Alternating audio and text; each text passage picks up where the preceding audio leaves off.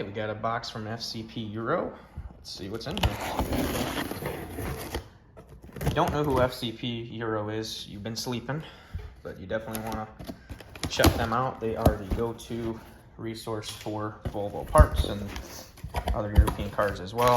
But pretty much solely where I get my supplies from. So, here we go. Today's project is going to be replacing the wheel bearings on our 2005 Volvo s60R. So I ordered up a couple wheel bearings. We have this part number for anybody that needs that. The little retainer gaskets that go between the axle and the hub, right and left. Some bolts, just in case mine are rusty. And good old Molly lube to put on the back of the bearing. So there we go. Let's get this project started. First step, jack up your car.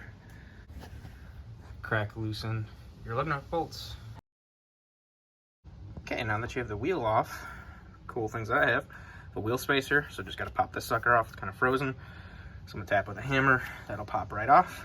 You need to remove the axle bolt. This is a 14 millimeter. I like to use 1/2 inch with an impact, bust it right off. If you do not have an impact, you can also put a couple lug nuts in here, put a pry bar through it to hold it to have some resistance from spinning. If you have a good e-brake, rip the e-brake, but that you just have to hold the wheel from turning. I like using impact, bust it right off.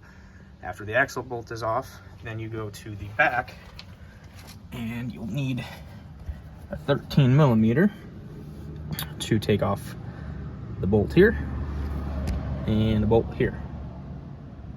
So again, here and here, that will then remove the caliper. So caliper, axle bolt. I also like to have a piece of wire whenever I'm taking off a caliper. That way, as soon as I loosen it, I can go through here, hook it, and hook it onto my coil there. For those of you that ever wanted to see BC coils, I do have BC coils on this R as well. That was a nice project to get that in there. I can document that another day. But today, we are doing the wheel bearings. You have the axle bolt out. Inspect the splines, make sure everything looks good. Mine looks really nice. Caliper is off. Again, I like using wire because you can just twist it to lock it in place. It's a lot easier than tying a knot. Support it out of the way. When we get to the point of removing the wheel bearing, at that point, you may start hitting things with a hammer or an air chisel. So make sure this is supported securely. You don't want that caliper flying away on you. Also, a good time to inspect your brake pads. This has mostly been a street car, so they're getting a little squeaky. I'll probably eventually do these again, but for now, we're gonna leave them. Next step is to pop off the caliper. Again, I still need to knock off my spacer to get the caliper off. These are the tools I used. 2 13 millimeter bolts. I used a combination of a 1/2 inch wrench with a 13, and then once I cracked it free, switched over to a ratcheting wrench just for some to make things simple, but either one will work. And then a 14 on an impact to get the axle bolt out. I like to lightly thread in the bolt, just a couple of turns. Make sure it threads in there nice so you don't mess any of the threads up. This one's actually catching. Inspect the threads. Those look okay, so there's a little bit of crap in there. So take my PB blaster, try to clean that out a little bit. I'll take the bolt. There we go. Start at a couple threads, not too crazy. And you can take a hammer and just right on there. You don't want to go too crazy because again, we're not trying to damage the threads, just enough to get it started. You can see that just pushed it in. I can back this off. Threads are good because again, I didn't hit too hard. And I can now push the axle back with my finger. That was enough to free it up. So now you just want to push that all the way through. You can either use your finger or grab some sort of screwdriver or something to push it the rest of the way.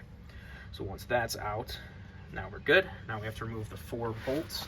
I'm gonna leave the parking brake shoes on. Those look good, but you can kind of see on the top here, there's 4 bolts holding the hub on. 1, 2, and then at the bottom, 3, 4. You can get to them from the back. The top first 3 are gonna be pretty easy The last one underneath there is going to be a little tricky, but when we get to it, I will show you a couple tricks. So you can see the one on the bottom on this side, and it's a little dark on this side, but you got one on the bottom there. So 4 bolts, then this sucker can come off. Again, you're really going to want to lube these with penetrating oil if it's been on there for a while. If it looks anything like mine that got through a couple Chicago winters, you're going to want to go ahead and take care of that. At this point, I can also feel for slop. Everything's good there, but we do want to replace this wheel bearing anyway. They've been howling pretty good. So I'm going to go grab some sockets, start hitting the 4 bolts from behind. We'll see if I'm lucky and this pulls off. If it doesn't, then we're gonna have to work our way around it either with a air hammer or put a puller on there to try to pull it off. We'll see what it takes when we get there. All right, so I was able to get my spacer off. However, my rotor is frozen on there, so it's gonna take a little bit of persuasion. I like to use a dead blow. Make sure you don't have anything that'll nick it up. Kind of tap it around from the back, but before you do that, get a good old can of PB Blaster, and I like to try to spray in behind, because right here is a seal where that rust ridge is holding it on. So spray around here real good, hit each of these. I also sprayed in here a little bit because pretty soon we have to tap the axle back. And then on the back where the 4 bolts that are holding on the wheel bearing are, I went ahead and sprayed those now as well, just to kind of get ahead of the game here. I like to put down a little rag so you don't make too big of a mess. Let this soak for a few minutes, and then I'll be able to pop the rotor off. All right, so here's the trick I wanted to show. So I was able to get 3 of the bolts out. 1, 2, 3. The most difficult one is the rear bottom, and the reason for that is the knuckle comes out and it doesn't give you a lot of room to play with. So the trick is to take your jack, because again you should be on a jack stand, take your jack, go to the bottom of the control arm and lift it up till it's just about to press the car back up off the jack stand. You don't want to come fully off, but that compresses you back to ride height. So now that I'm back at ride height, I have just enough room to get in there. Now, my 1/2-inch drive impact has got thicker walls on it, and when I tried to slide it on there, it was just off a little bit. It wasn't fully seated. Now, I could have tried it, but the risk of stripping that bolt head is too high if you can't get a nice flush seat on it. So you want to make sure, especially in a hard to reach spot, that you're fully on before trying to loosen it. I tried a thinner wall, 17 that I had, 1/2-inch drive, but unfortunately that was hitting the knuckle in the back. So you need a shallow chrome, which is a thinner wall, 17. For me, I have that in a 3/8 drive, and you're able to get that right on there with a short extension. So now I have a socket cleanly on that bolt, back to my ratchet, and now I can pull it off. You got a lot of stuff in the way. You got tow bars, sway bars, all that stuff in the way. So there's not a good spot to get a lot of leverage on it to turn.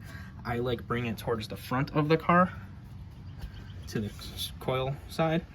That gives me room to pull from here to about where it's going to hit the axle, somewhere up here. But that's little over a quarter turn, which is probably the most you're going to get in this area. You can do a lot of extensions and send this sucker way back to the middle of the car. If you're on our lift, that's a lot easier, but if you're doing it on the ground by yourself, this is the way I like to do it. All right, change of plans. So I ended up switching to a 17mm wrench and going from the bottom. This way actually gave me a little bit more leverage. My 3/8 drive just wasn't enough to crack it. I couldn't get a breaker bar on there properly. So from this angle, this is from the back, again, that bottom corner, I was able to throw a wrench on, and that would give me enough swing here. If you need a little bit of assistance, you can take your mallet and just tap that sucker down to break it free. And now that it's broken free, I can do this by hand. So now I can back that sucker out. Next tip and trick. So if you put one hand from the front of the car around the back to hold the wrench, again, I got a 17mm wrench on there. So in essence, what I'm doing is on my left hand, just like this, I am holding my finger on the bolt to hold onto there. And what you're gonna need to do is a combination move. So I'm getting about that much turn on it, but then when I go back, I'm not getting enough. So it's a turn, flip, turn, flip, turn, flip, turn. Just like that. It's backing the bolt out pretty easy. And I should have it out in about a minute with this method. So again, you're coming from about this side, flip, flip, flip, and it'll come right out. All right, got all 4 out. Again, use that trick of just kind of quarter turn, quarter turn, quarter turn, quarter turn to get that last bolt out. Once it backed out a little bit, I was able to get in there and do it by hand. I lucked out looking at these threads. For the most part, they're pretty good. This one's got a little nick on it, so I am glad that I got new hardware. I have 4 new bolts to go on once we get the new hub on. I'm going to trash these, or keep them for spares, for something else. We'll find a use for it, but not going back on the car. All right, so now I have all 4 bolts out. I have everything soaking in penetrant. If you were lucky, you can just pull the hub directly off, but I am not so lucky. This is not moving, so we have to figure out our options. I can try tapping it with a hammer. If it comes to an air chisel, I will have to remove the parking brake shoes to be able to get in there, because the goal is to get something wedged behind that plate to pop it out. So I'm going to kind of keep working penetrant in there and let it sit for a while so I don't have to work as hard. We're gonna let that stuff work. So I'm gonna lube this up really good now that I have some bolt holes open where it can kind of creep in a little bit behind there. I've already sprayed back up in here, but now I want to get some in there. So we'll be back 10 minutes or so after this soaks. All right, so here's the plan that I came up with to remove the hub. I have a 3-pronged puller that I was able to hook onto the back in 3 spots. I used my 3/8 extension with that 17 I used earlier. Have it on here. Grab a 13. I do have an impact driver to get it started to make life easier, but odds are I'm going to have to switch to do it by hand because I don't want to go too crazy on here. Basically, that pushes the axle back. Once it hits a point of pushing into the diff, that will become a rock solid point for us, and these 3 prongs will start pulling the hub to separate it. Again, I've had everything soaking in penetrant oil for the last 10 minutes or so, so here's hoping that this just starts moving right out of there.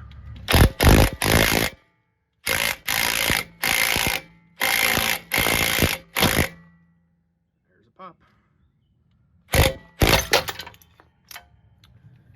Bingo, that was kind of scary. Nice and easy, that sucker popped right out of there. You can expect everything and clean everything now. It's a good point, a good time to start looking. You see a little bit of dirt jump down there, but I'm gonna clean everything really, really good. Check all the seals and dust boots to see if I need to replace any of those, but everything at first inspection looking pretty darn good, just dirty. So I'm gonna start getting some stuff to clean this up.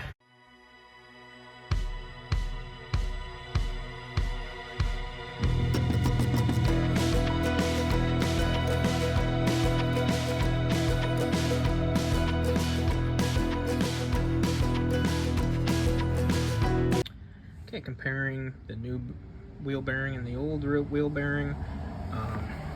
It's gonna be kind of hard to hear with the traffic in the wind today, but this thing is smoked. It is just absolutely making a bunch of noise. This one is nice and tight. I like to use liquid moly, long life grease, to coat the heck out of this seal here. The splines, I'm gonna put it directly on the splines for the axle and just get everything nice and lubed around the edge a little bit there, just so that if this ever has to come off again, it's that much easier. FCP lifetime warranty. Got these suckers at a really good price, and they're going to take care of us if we ever have any warranty needs. So just go ahead and throw some moly on here, smear it with my finger, and then we'll go ahead and put it on. I also did order new hardware, again, I mentioned it earlier, and we'll use those bolts to suck the wheel hub on there, have everything nice and clean. Once I have everything lubricated, I'll throw it right out there. So you can see I have my grease coming through because I greased the heck out of the back of this, which is awesome. You want to start all 4 of the new bolts are started before you crank any of them down, and just kind of like tightening a wheel. I'm going to do it kind of in a star pattern. probably start with the harder one first. This is, I mean, not these, but behind there, in this corner. I'm gonna start with that bolt first, get it just so I can start seeing the hub pull. As soon as I see that, I'm gonna stop, go to the opposite side. As soon as I see a tweak, stop, stop, stop, and just kind of keep doing that until they're all tight. After that's done, you'll notice I also lubed up the axle splines real good. As that goes in, I should see the axle starting to come out.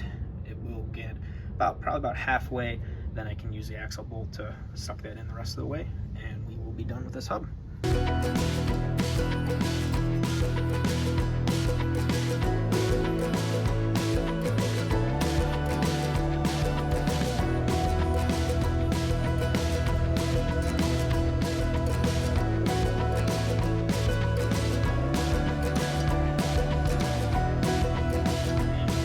Have brand new wheel hub on, ready to go, nice and smooth. I gotta throw the axle bolt in there to pull the axle back, throw the rotor on, spray everything with brake clean for the caliper with the rotor, wheel on, then we're done. The nice thing that I noticed, I want to show these part numbers. So if you order these from FCP Euro, the bolt head actually is a 15 millimeter instead of the factory 17. So that made me pause for a second, but I checked the thread pitch and the length, and it is the same bolt, but with a 15 millimeter head.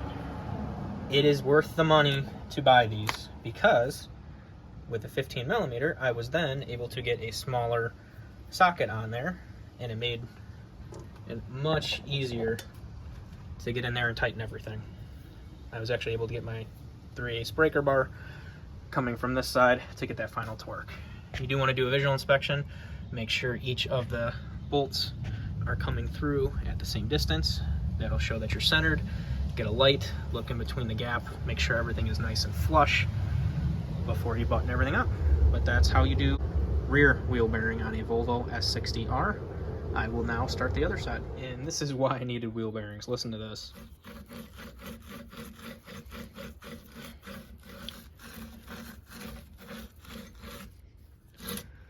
It's gonna be much quieter right now. Okay, we got the car flipped around and I am going to time lapse this side. So the other side, taking my time, took about half hour or so. So we'll have a time lapse going for this side and we'll knock out the passenger side. Here we go.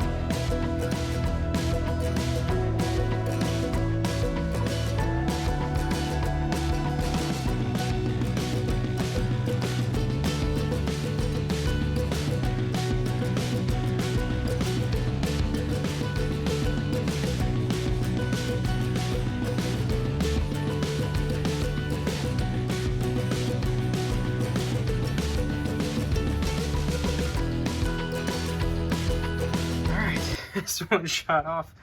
I let it sit with about 10 minutes with penetrant through the 3-prong puller back on there, and she shot off. Luckily enough, the threads are all good, but nothing, a little around there where the socket is, but nothing too bad. We're ready for this one to clean up. I'll go back to the time lapse.